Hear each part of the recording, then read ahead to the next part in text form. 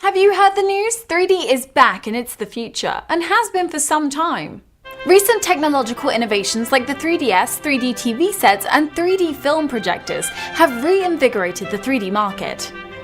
Is it just me or does this feel all too familiar? 3D technology seems to fall in and out of favour every decade. Let's review.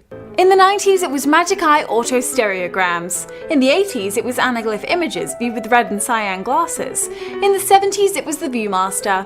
And in the 100 years prior, stereoscopes were the common means of viewing images in 3D. So what makes this new era of 3D any different? Well, for one, up until now 3D images could really only be manufactured by large companies, not individuals. While the process of taking a 3D image is relatively simple, it's just two cameras, the ability to view the 3D images you've taken has always been a challenge. 3D screens have never really been ready for the mass market. Until now. Enter the 3DS, the first 3D video game system to launch successfully, and interestingly one of the first commercially successful consumer-grade 3D cameras. The 3DS's success likely comes from its autostereoscopy, or rather the fact that it can display 3D images without the use of special glasses.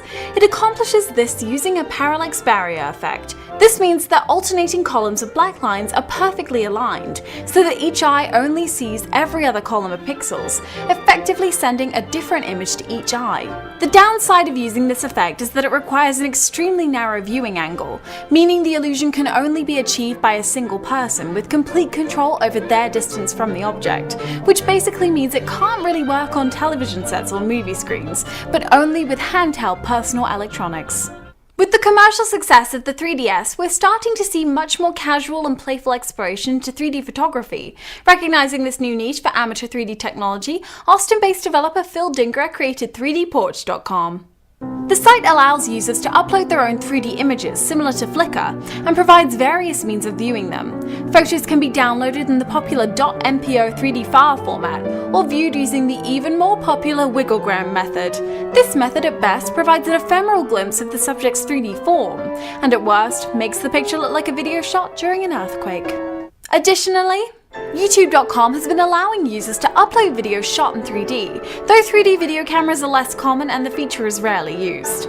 Viewers have the option of viewing 3D videos in dozens of formats, depending on which 3D viewing devices they have available to them.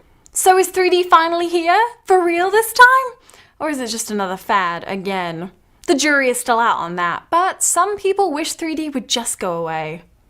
Film critic Roger Ebert has been pretty vocal on his blog and Twitter about his disdain for 3D, stating that the effect only distracts from an image's subject without adding any value. He's also criticised the limitations in 3D technology as lessening the overall viewing experience.